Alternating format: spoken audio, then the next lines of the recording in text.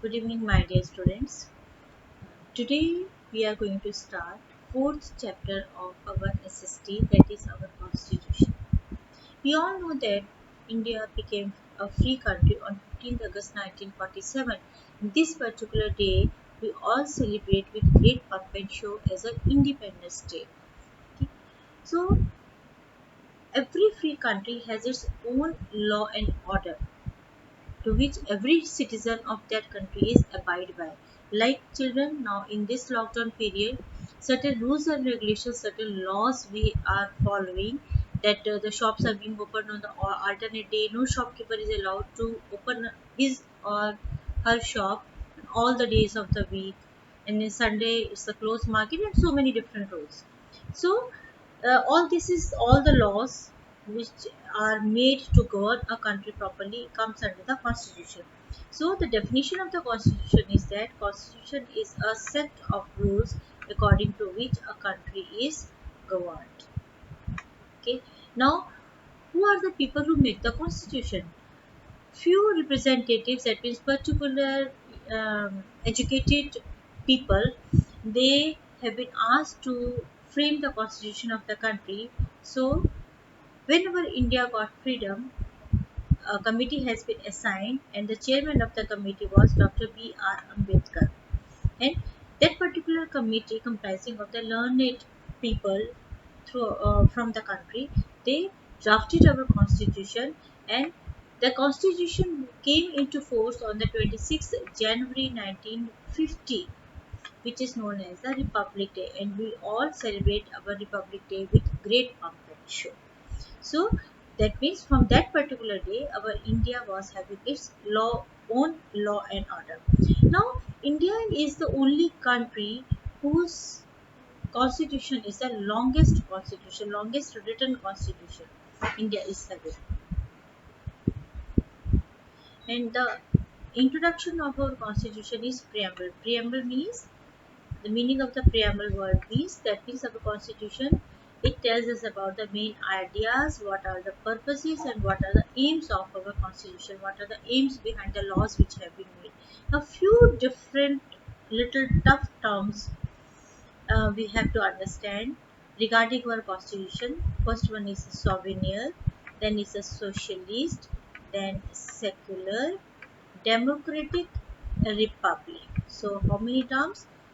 First is souvenir, second socialist, third is secular, and fourth is democratic, and then a republic.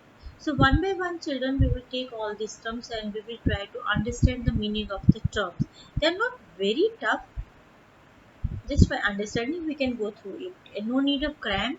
And children, one more request to everybody: before starting the watching the video, just read your chapter and then understand the video, and after that also read the chapter and you will understand it completely. You won't feel your chapter very tough. Now the first term is souvenir. What does it mean? The meaning of the souvenir word means independent. Now our country is having its own government. We people, through elections, Lok Sabha elections, we are choosing our own representatives, and they all representatives make the government, and they then run the country by making the laws for the benefit of the people of India. So children, what is the meaning of this word souvenir? Souvenir means independent. That means we are being ruled by the government of our own country. Own country. We elect the government by electing the people. They form the government, and they run the country. Now, children's second word comes as socialist. I'm having old book, so maybe few things are not very clear. You can go through your own book. The word social means social and economic equality. That means everybody has the equal right to earn, and nobody is judged on the basis of their financial status. So, social and economic equality among the people. That means all are having equal rights to earn and enjoy the life. Children, third word comes here, secular. These words are added later to the preamble. That means our constitution was written after India got its independence, and constitution was brought into force on the 26th January 1950. But these socialist word and secular word, they were added later on. That means after 1950. So secular means every individual, every single person is able to follow the religion of his own choice. If anybody is Hindu by birth, that means a child has taken birth to the Hindu parents, and if later in the life he wants to adopt the Muslim religion or the Christian religion, he is free to adopt, and he is free to preach, practice. That means he can follow any religion and propagate any religion.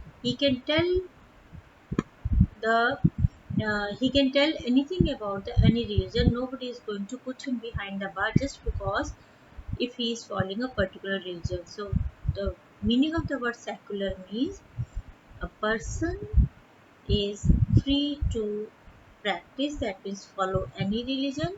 He can preach any religion about the good things he wants to tell about any religion. He is free. Next word comes the democratic. Democratic means India is a democratic country. That means India elect its own representatives. Children, you all know that we go through the Lok Sabha elections, then we are having municipal elections also. So we choose our representatives and they fight the elections, and whosoever wins, that particular representative forms the government. And children, who can vote? We all know that any individual, any Indian citizen who is 18 years of age, that means who has crossed 18 years of his life, he or she has the right to vote. Now, democracy means government of the people. That means people among from us, they become the representatives. Then government by the people and government for the people. So, what is the meaning of the democratic word? Government of the people, by the people, and for the people. The last word is republic. Republic means again India is a democratic republic. That means the head of the state is elected by the people. Head of the state is elected by the people. Every time whenever we are having elections, our head, that means the CM of the state or PM of the country, they may be the same person or the different person. There is no king or queen in a republic country. Okay, so what is the meaning of republic? That is no king, no queen. One among us becomes the head of the state or head of the country. And a country which is being ruled by a king or a queen, is that country is known as monarchy. That country is not known as democratic. So children, here we have studied different words. First word is the souvenir. Souvenir means our country is independent. We are having our own government. Socialist word means economic and social independence. Secular word means we are free to practice or follow any religion. Democratic word means that we elect our own representatives. And republic word means there is no king or no queen. Okay children, so children, I am sending you the answers for the practice assignment 2. Okay, so please go through the answers.